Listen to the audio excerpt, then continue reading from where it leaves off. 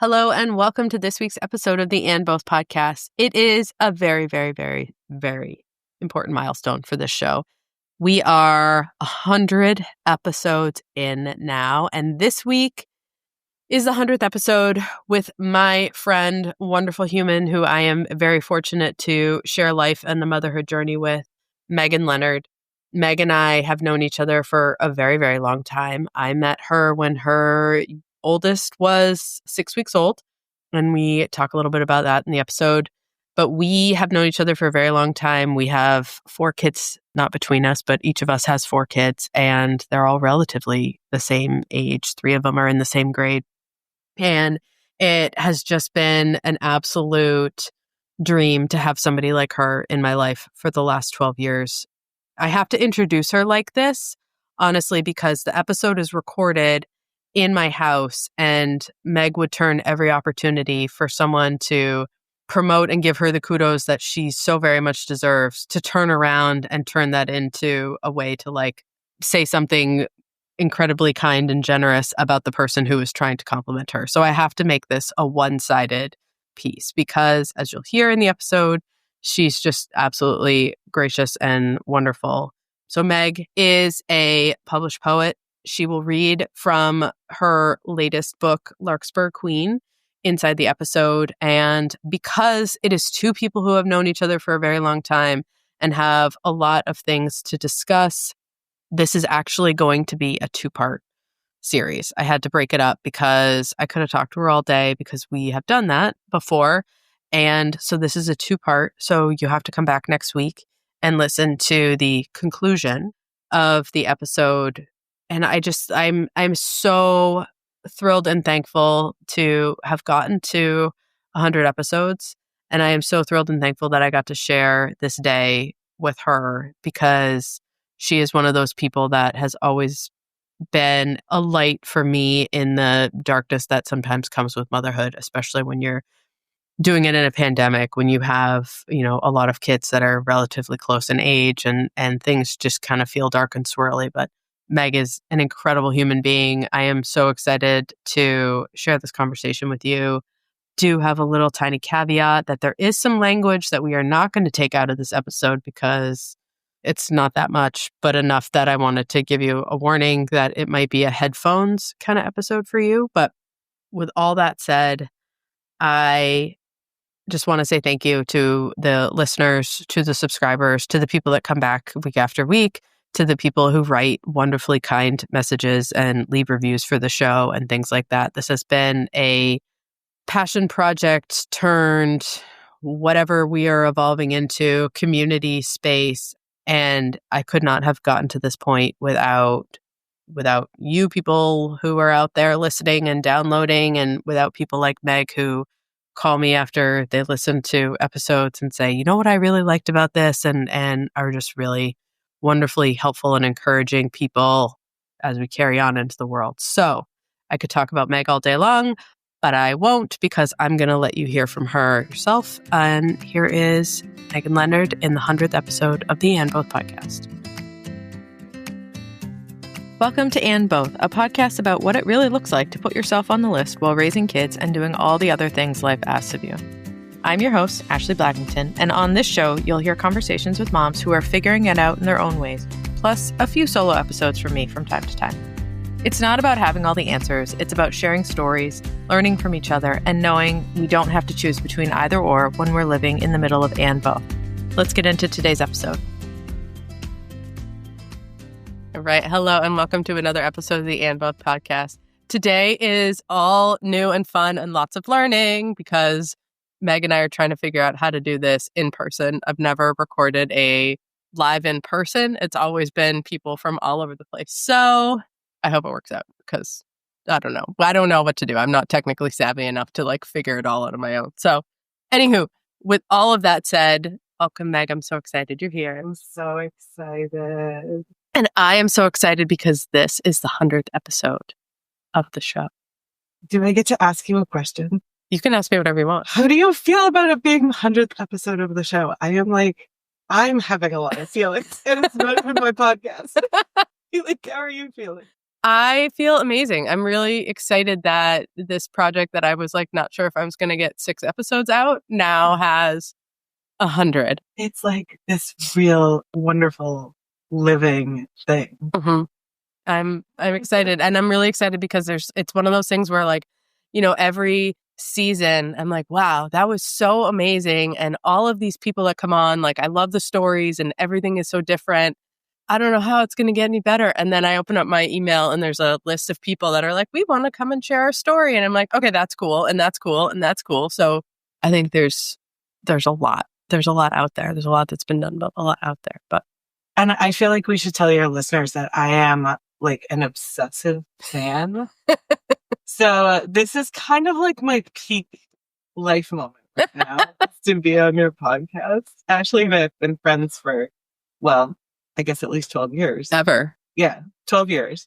And so I remember when this podcast was born, and I'm not going to lie, I know a lot of people who have started podcasts, and like, shout out to them. It's hard work, right? But it means over the last, few years, I like to listen to podcasts when I go for a run, and I've like put my little earbuds in and like put on a friend's podcast, and I'm just like, oh, like, do I have to keep listening to this because it's a friend? And this one, the And Both, is like, I am waiting for them to drop, and have been You're the since it best. started. So I just can't believe that it's the 100th episode. I think you're incredible for keeping this going. And like you said, it just, like, every week I am so excited for the conversation, and it's been 100 different conversations, 100 different ways to think about motherhood and life goals and what makes you happy and what makes you feel authentic and alive. And oh shoot, one of my other questions is going to be, how long until Meg cries? Answer. I was like, what? 30 I just think it's incredible. Then I love that I get to be here. So. No, do not. So for everyone that has not followed the Meg and Ashley journey, because there is no like outward piece of it, Meg and I have our oldest kids we met when our oldest children were like 20 inches long.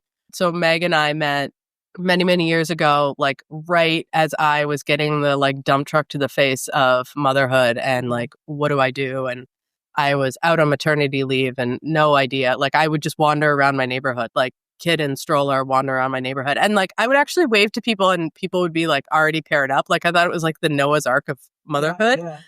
Yeah, in those early days, it feels like everybody has friends already. And yeah. I was really, really lonely in the beginning because I was still in grad school. Yeah. When I had my oldest. So like all of my friends were sort of single, people were living a very different like lifestyle. And then I just had this baby and I didn't know anybody with, it did seem like everybody had like friends with. Yeah. It was like a group project that like I did not get invited to. And like nobody I worked with in the office had babies. My like friends in life like that live near me didn't have babies or whatever. So anyways, I went to this lunch and it was a whole big group of moms. And it was like, I met some people that I'm still friends with, some people that have like moved away and all of that stuff. But like, it was this group of people that I ended up coming upon because I literally was sitting downtown where I live and somebody walked up and said, I have a baby, you have a baby. Do you want to like come out for lunch? And like, I was just like, I okay, like, sure.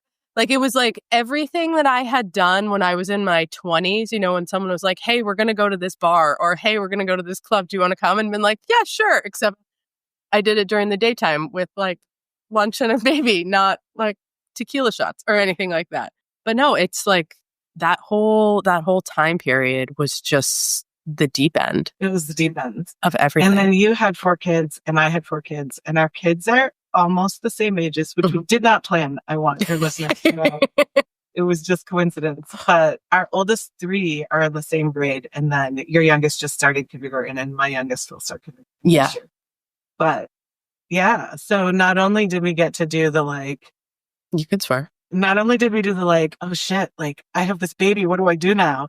But we also got to do the like, our first kid going to kindergarten together. Yeah, it's been, and I think like it's really, I don't think it happens that often. And I think that for me, the part of this that really aligns with the and both is like, I don't have like a huge group of friends. I've never had a huge group of friends. I moved around a lot. Like I'm not group project oriented. I guess we'll call it that. Yeah, I'm not so group project oriented. But it's like I say to my kids all the time, I'm like, you don't need to be friends with everybody. If you have one friend, if you have like one good friend that you know that like you can count on them, you can talk to them, you know, they have your back, like all of that stuff. That's really all that matters. And like kind of everything else is what it is, right? And like you have always been that person. Same. And I feel like you also, when I had my oldest, I was in grad school for poetry. And I also work a paid job. I work as a writing mentor and always have. And like straddling that like working parent thing is real. But then when you add in, oh, and I'm also trying to create my own thing that I'm not necessarily getting paid for right away. Mm-hmm. And like making space for that creative work when you're also parenting small children, also working for pay, maybe caring for parents, you know, keeping your marriage well and thriving, all of these things. And it can feel so lonely. And Mm-hmm. that was one of the things that I always loved about our friendship. I remember standing in the parking lot of White Heron, and it was in the pandemic. So we weren't really seeing each other. Yeah. And, you know, we're in the parking lot. So we're talking for a minute face to face when we haven't talked face to face. Yeah. You know, it had all just been like text message for like months, but we both ran into each other, like, I don't know, in the parking lot. And you said something like, yeah, I'm starting this project. And it was the beginning of Dovetail. Mm-hmm. You started to like tell me about it. And I just remember like being so happy and so excited for you and so excited to see you so excited. And also like just really glad to have this friendship with someone who understands when you're like trying to build something for yourself that's real and it's your hard work. And it doesn't mean that you're going to stop bringing your kids to school. It doesn't mean you're going to stop cooking dinner. And it doesn't mean like that hard work is going to be interrupted 10 million times because caregiving is also your hard work. Like your kids are your hard work. Mm-hmm.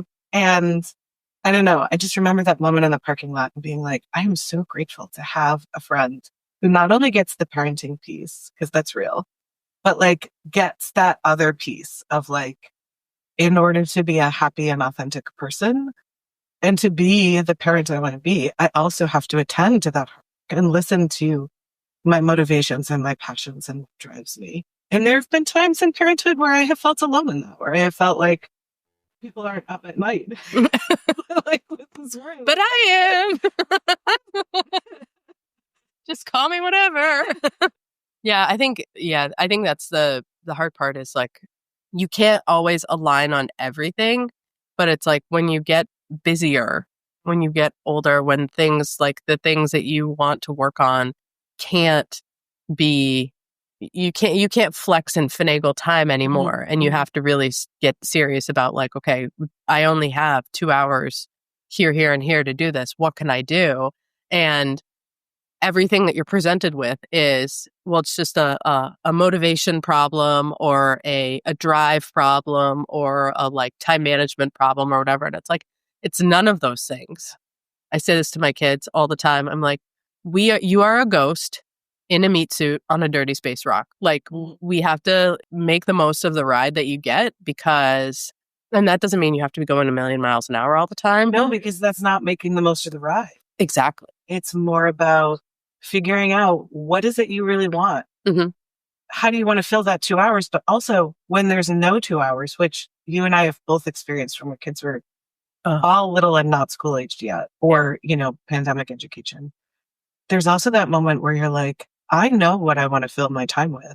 And my time is full from the moment I wake up to the moment I go to sleep. So how do I make space for that thing in 5 minutes or in 15 minutes? Mm-hmm. Or how do I do both? And that's why I love the concept of in both, because I feel like I have written both of my books. Half of the writing was done like me looking out the window and thinking about the problems in my writing, like getting it all done in my head beforehand while I'm washing dishes and cooking dinner. so that when the kids go to sleep and I have 20 minutes before I completely can't keep my eyes open, I can get a lot done in those 20 minutes because I already let my brain like write half the book while I was, stirring a sauce or something. And I don't know if I would have been able to do that if I wasn't very conscious of like, I want all of these things. I want to be with my family, but I also really want to write these books and it's important to me. So I'm going to make space for it. Yeah. I am the ghost in the meat suit on the burning rock. So like, if we're all going down, this ship is going down. There's no way out of this alive, right? Well, for all of us. We have later than sooner, but like none of us are coming out of this experience alive. So what am I doing with this time on this burning rock? And I think when you get really serious about asking yourself that question, it becomes easier to do everything amazing all at once fall away, right? Yeah. And it makes it a lot easier to be like, no, this thing I'm not going to let go of. I'm going to hold on to. Whether that's a business you're starting or a book you're writing or a project you're working on or certain parts of time with your family. There were certain parts of parenting I wasn't willing to let go of or not do. And I would sometimes have people around me being like, just don't do that thing. And I'd be like, no, this is the thing that the ghost in the meat suit on a burning rock wants to do. So we're not letting it go, right? There's plenty that I did let go of and do constantly.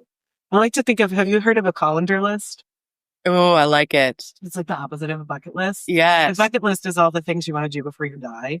And colander list is like, what am I letting go of so that I can hold on to the things I really care about? And in my sort of life of like working and raising kids and also building a writing career for myself, there's a lot that's gone out the holes in the colander, but I feel good about what has gone out. Do you know what I'm saying? I don't miss it. I had to get serious about like what I didn't want to keep worrying about. Yeah. Do you feel like because you have as many kids as you have, like if you had 2 kids and you were trying to do this, do you feel like you would still be stuck in that, like, I can do all the things perfectly, not perfectly, but I can do all the things 100% of the time? Like, does the chaos force a reckoning? Yeah. Yes and no. I will be honest. I think I had like a tough adolescence and a tough 20s. So before I had kids at all, I was already like, fuck the man. I am living my life for myself. And part of that meant I knew I wanted children and I knew I wanted, a big family if I was capable of having. And there were different times when that seemed more capable and less capable. And we don't always have choices. We often don't have choices about like how many kids to have and when. But I knew that like sort of best case scenario, I would love like a lot of kids. And there were definitely messages, when you are a writer or an artist or you have a creative sort of life path and you're serious about it. There are a lot of messages that get thrown at women that are sort of like, well, children will ruin your creative life, or children will make it much harder to be competitive. Or like, okay, have 1 kid, But having 4 kids is a little bit like, there's a little bit of an underlying message of like, okay, what's wrong with you? Do you not actually care about your... Yes. If you've had 4 kids, are you serious about your art? Or are you just like fucking around, Because like you're a mom. Like you're so much a mom. You're so much a mom. And like your art now, there's only space for one thing to be your job. And so because you now have all these kids and like, oh my gosh, like you have to take care of all of these kids and, you have to be responsible for all the decisions and emails and all that stuff. Now your art is a hobby. Exactly. It's not an island. Even actually when I was in grad school, and these were beloved friends of mine, but when I was very pregnant, I remember we were all sitting around and everybody was asking each other if they were going to go on to do a PhD next, and MSc, which is a terminal degree in writing, but then there are PhDs that you can do that are sort of a little bit more expensive. And I noticed like nobody asked me. Nobody was curious to know if I was going to try to get my PhD because they just Because you were saw pregnant? my pregnant body, and they just figured I was going to be a mom now. And I knew before I got married and had children that I wanted it all. And I don't mean I want it all like 1981 one and all? not 1981 one at all, right? I watched my mother do the 1981 one at all. And let me tell you, it was hard. Mm-hmm. Like, God bless her. She sort of made it happen, but it was, I know it was hard. And I knew that that wasn't what I was talking about. But I also knew that it wasn't true, that a woman can't be a real artist, an authentic writer who devotes themselves to their creative work and be a mother and devotes herself to her family. Like, it's not, those two things are not actually impossible. This is a patriarchal thing that we tell ourselves, right? Yeah. So I knew that going into this phase of my life, you know, I had already rejected a lot of good girl stuff by the time I got to my 30s. I will say, though, I was surprised at how, when I had children, how much of some of that good girl thinking came, and some of the expectations of others came back. Like, I remember being very aware that I wouldn't be a bake sale mom. Not that there's anything wrong with that, but like, I'm not really a baker. I don't necessarily, like, I sort of love making cookies, like, for fun for my family, but I'm not someone who loves, like, cooking for strangers, if that makes sense. It kind of makes me nervous. I feel like, if they don't like it, it's like not my joy. And, you know, I knew I was going to have to sort of like protect my creative time. So I was very aware that, like, if I have 2 hours, I'm going to be working on my manuscript. I'm not going to be baking, just because you can only do so many things. Right? Mm-hmm. So I kind of had that mindset going into it. And then, I mean, I think my oldest was in kindergarten and I was running the bake sale. Remember? I wasn't just baking, I was running the damn thing. With kids in tow, because at that time my third was in a baby kit. Yeah. He was 9 months old. And my only one of them was in school. My other one was a toddler. The fourth one hadn't been born yet. But like, it was that pressure. There with parenthood came a certain, the stakes changed, right? Yeah. It was that feeling of like, well, but if I don't do the bake sale, then am I not contributing enough, you know, to sort of the PTA and all of the money that supports the school, and my children need that support? Am I not doing my share for my kids?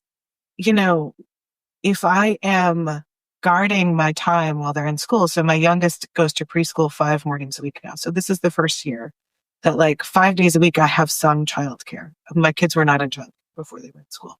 And, you know, there's a part of me that's like, I have to guard that time, right, for my own work. But like, if my kid comes home and he's like, oh my gosh, Mom, we're going on this field trip, you're going to chaperone, right? Of course I'm going to chaperone. And I want to chaperone. It's not that I don't want to, but it's that the stakes change when the kids need so many things. And it can be easy to get lost in the me. Mm-hmm. And with that, maybe even a little bit lost in what I think a good mother should do. And I did have to kind of relearn to reject those. Yeah. So even though I came into this being like, no, fuck those patriarchal messages. I'm going to be the poet and a mom, and all of you who say I can't, like, watch me. Yeah. Right? And then I had to relearn it a little bit, because I was getting those voices of like, but a good mother is running the bake sale, and a good mother is volunteering in classroom. You know, those good mother messages. And I had to be like, okay. Like, I know I am a good mom, right, whether I'm at the bake sale or not. And if I have time for the bake sale, I would love to show up and support the community in that way. But if I don't have time because I set a goal for myself to get my manuscript done by this date and I really need to work, that's okay too. Like, but I had to like relearn that part of it. Today's episode is brought to you by Dovetail, the app that's changing the way families navigate caregiving. If you're juggling your kids' schedules, checking in on your parents, and trying to manage your own needs, Dovetail is made for you. I built Dovetail as a clinician and caregiver who saw firsthand how overwhelming this role can be and how much lighter it feels when the care is shared. Download Dovetail now on iOS, Google Play, coming soon.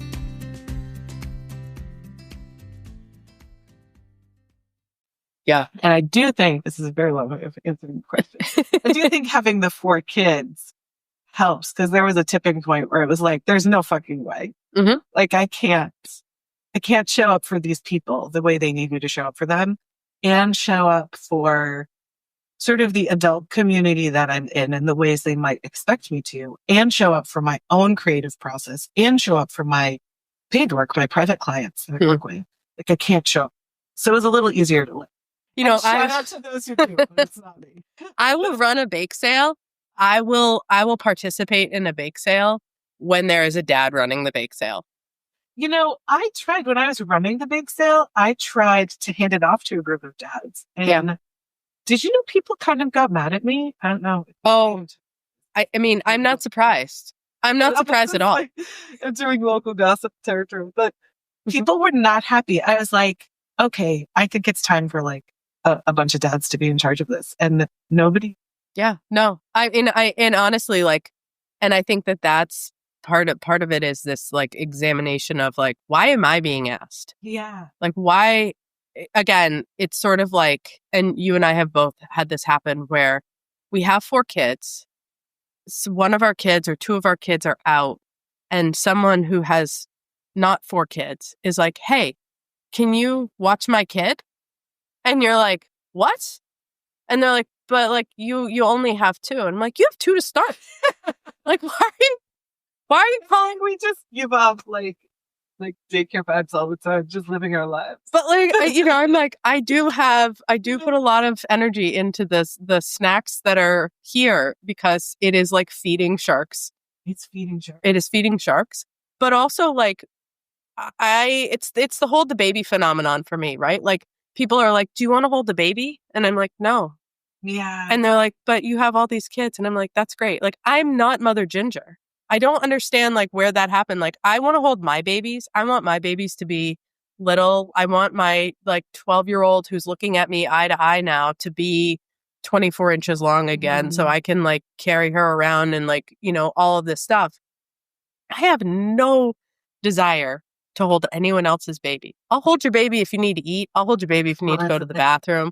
I understand on a very, very deep level, like when you look at someone and you're like, someone just needs to hold your baby for you so that you can like do the thing that needs to get done. But like when my kids are out at school, it's not an empty seat that I'm looking to fill.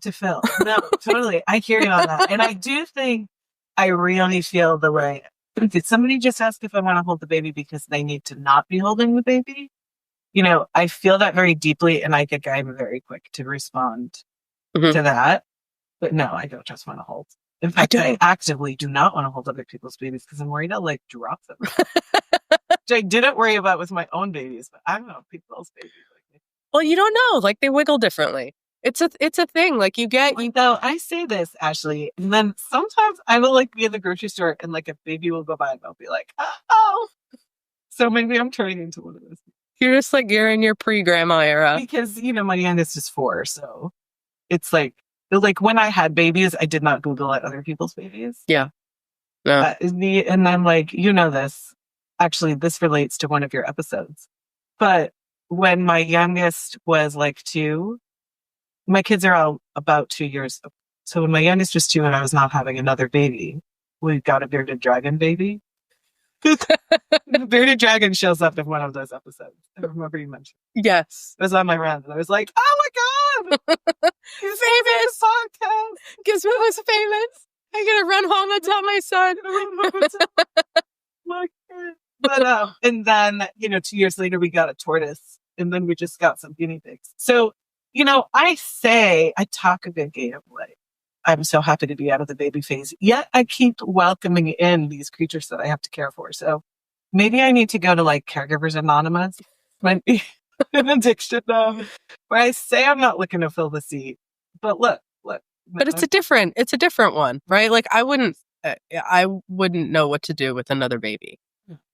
But like, and I do like that we have complementary pets. Like you have cornered the reptile phase, so my kids can go to your kid's house, and then they come home and they're like, we would like a bearded dragon and a tortoise, and like guinea pigs are really cute. And I'm like, but they can just come over. But no, say about the bunnies and the big wonderful dog. We do both have. I am not a cat person. However, this very tiny 6-pound little like takes no fluff cat has walked right into my office and made it her home. Because that little 6-pound takes no fluff looked at you and she was like, my people. My lady, I'm here. Yeah. No, I think like the parts about, having to try and do it all and be it all and stuff like that. Like I really resonate when I was in grad school finishing. So to get your license, you take classes and then you have different levels of clinical placement. And my first clinical placement for level 2, which is a 12-week placement, and you effectively you go in there and you have a week, if you're lucky, to get your bearings, find out where the bathroom is, where the cases are, the case files and all this stuff. And then you're released out into the wild. I mean, you do have supervision, you're with your supervisor and they, you go through the whole process because you're really working with real people that stuff has happened and their, diagnoses and precautions and all of this stuff. Right. And I remember my supervisor for my first placement, I went in and it was a very young staff and there was one, maybe two who had been therapists for years. This is PT/OT speech. Had been therapists for years. They were sort of on the older end of they were in their 40s at a time when everyone else in the office was 25. And they were married. But I was in my 20s, in my mid 20s, and I was married. And I remember my supervisor was actively trying to find someone to marry. And I say that with all of the love that I don't have in my heart for this person, because I think about the third day in, she was like, are you just going to be one of those people that gets pregnant on your field work and then doesn't even go out and practice after this? And I was like, man, I didn't even get my lunch out of my bag yet. What are we doing here? And it was just that I had that feeling of I think, is this what I'm supposed to do? Do you think that I'm just supposed to go through these phases in this stepwise way? I was married for a very long time before I had kids. We had been together for 13 years before we had a baby and had been married for 6. And I went through years of that where people were like, well, now you've done all of these things. Now it's time. And I'm like, that conversation is so weird. The thing is too, it's fucked up because any answer to that is wrong. Yes. If you get pregnant and have babies and don't go into clinical practice, yes, then you wasted your education. Yes. If you don't get pregnant and have babies, then it's something worse. You're like a witch who wasted her womanhood or something. I don't know. But the patriarchy has a message for either way, you're failing. And the reality is that anyone with kids, and this is true for men too, I just think we don't, they hide it. It's easier to hide. But anyone with kids, your career changes when you have kids. Yeah. There's something shifts. You have to get home sooner, or you have to leave later, or you have to have, strange overlapping childcare. You start working on Saturdays so that, you don't have to work on Mondays, so that you don't have to pay for 5 days of childcare. Whatever it is, it's going to change when you have kids anyway. And there's we're all experiencing pauses and reckonings with what we want in relation to career and kids as soon as we have them. But we look at women whose pauses might be more obvious, maybe they aren't working for pay for a number of years or something. And that's somehow, even though everyone is actually experiencing pause and disruption. Yeah. And then we also will look at a woman who appears to have no pause and disruption. Maybe the kids are in full-time care and she's going full steam ahead with her career. And that's bad too. Yeah. You know what I'm saying? Yeah, damned if you do. It's sort of but we're literally all in the soup. Nobody who has children is not reconfiguring their lives. And I think too, for me, the hardest part, and I full disclosure, did not struggle with any infertility, anything like that. But at that time that I was being asked that question, I had no idea, right? Because people aren't you're 17 and you go to the doctor and they're like, oh, by the way, maybe depending if you if there's a diagnosis or something like that, or that could even be something on the radar. But I was like, people are asking me this and I don't even know. Like, it could be because I think a lot of times for no rhyme or reason, I mean, yes, science, medicine, yes, I get this, but like, that's like when you have people that they want so very, very desperately to have a family, and then there's that happens. And I think about like, what if that in that moment, like, what if that was me? Like, what if I was someone who really wanted to have kids and I got married young and I was like, this is what I want to do and I want to start my family. And then this person who just like has air coming out of their face is just like, what are you doing? Any this question? Yeah. Like, I would never. I have seen people who are 9 months pregnant with twins and I don't even ask them if they're pregnant. Like, you have to tell me. Yeah. Unless you're like, I am in labor and I need you to call an ambulance for me. I would be like, oh, great. And congratulations. Like, I would never. Or like asking people when they're going to have another kid. Yes. My fourth was in the pandemic, as yours was too. My fourth was born October 2020. He turns 5 soon. So it was like when I had him, a lot of people didn't even know I had been pregnant because the entire pregnancy we had been in isolation. And there was a part of me that was like, there were some aspects of that were like a bit traumatizing, right? It's weird to have a baby and like nobody can hold the baby. And it's weird to have a baby and nobody can visit you. Or, when I delivered in the hospital, thank God it was my fourth and I knew what I was doing because it was sort of like I was delivering by myself. I mean, the hospital staff wanted to be there as much as they could, but they were also trying to be there as little as possible for safety. And it was a strange and isolating experience. But one of the things I was very conscious of being sort of grateful for was that it meant I didn't have to deal with a lot of people having a cow that I was having a fourth kid. Yeah. Because just like if you have one, everybody says like, oh, when are you going to give them a brother or sister? But like, if you cross the 2 line, people start making comments. It's like, oh, they make jokes. Like, well, do you know how that happens? Like, like, they make weird jokes about like, you have too many kids. 1 is too few, 3 and 4 is too many. It's like the space where women are allowed to exist. Yeah. And not get comments and criticism is so small. It's this tiny, tiny little strip of like what's acceptable. And I think that is like, you have to blow the doors off that. Yeah. To be a happy and healthy adult. And it's also really scary because so much of us grow up thinking that playing by the rules is going to keep us safe.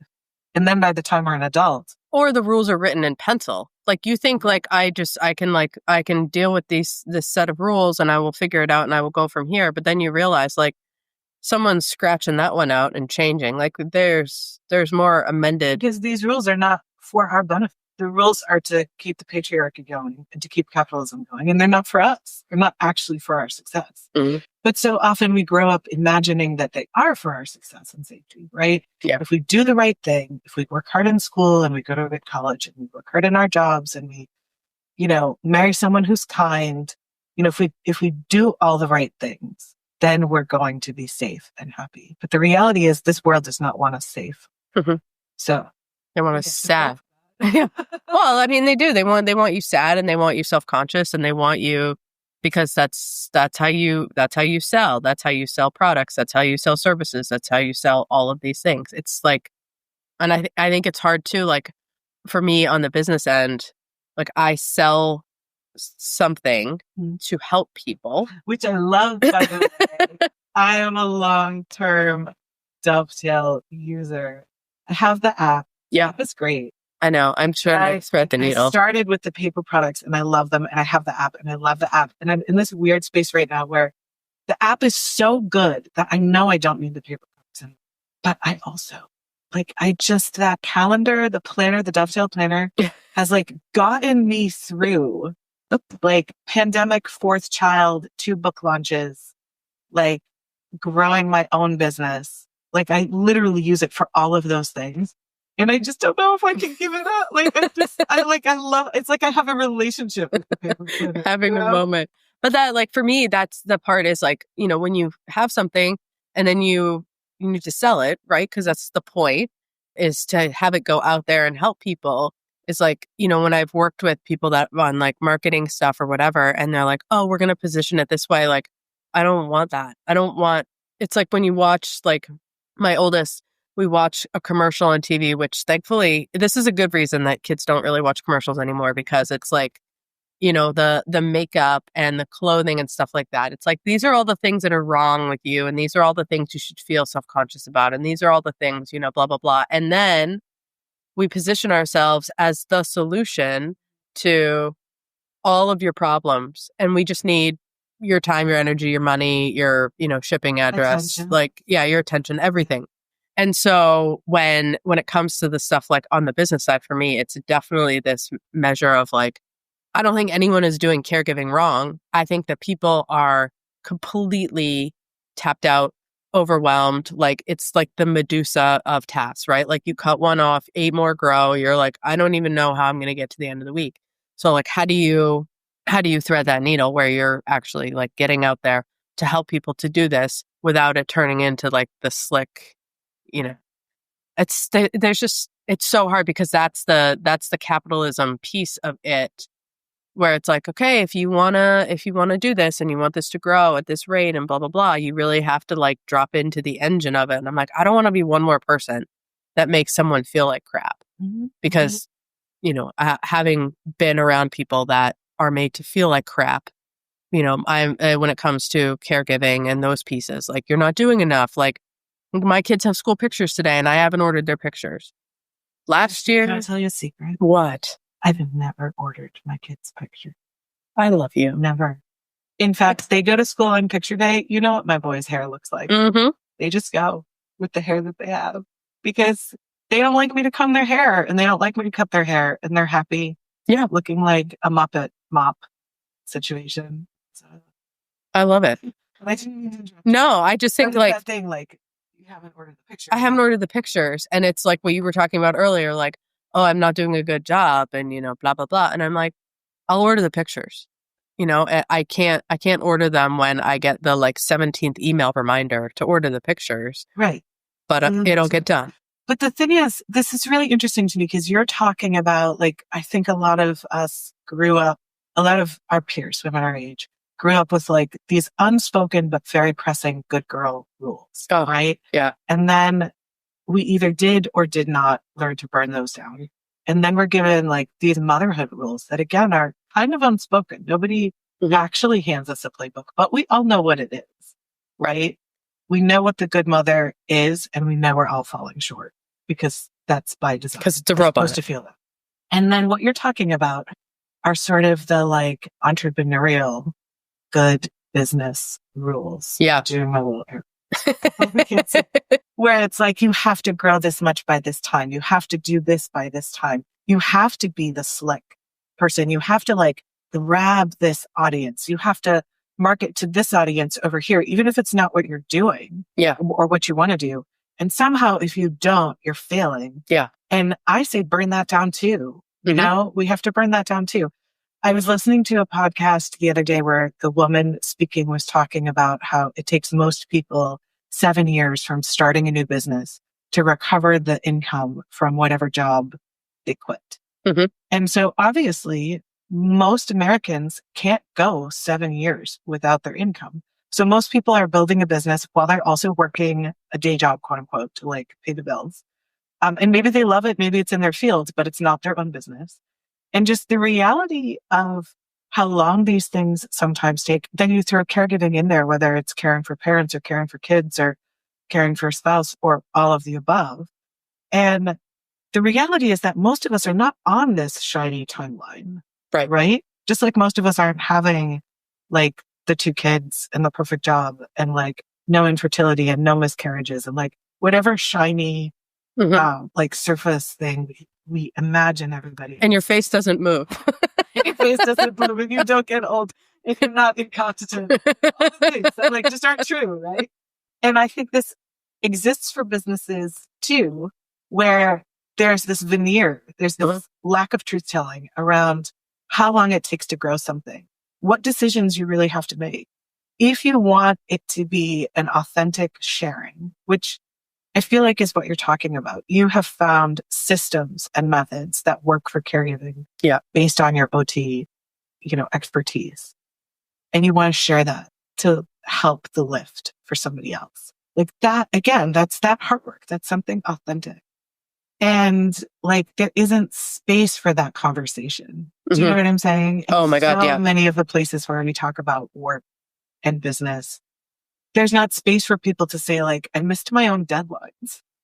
I had deliverables and I didn't get them done on time. Like, there's not space for people to sort of say like, I know what I'm doing and I'm building this, but I'm building it slow because I don't want to miss any of my son's cross country games. Yeah. Or whatever, like there's not space for people to say that out loud.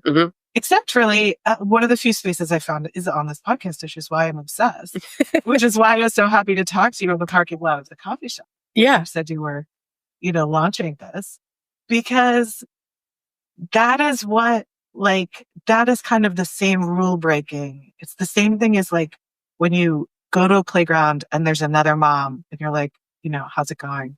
And the mom is like, well, my 6-year-old is still shitting in his pants at school.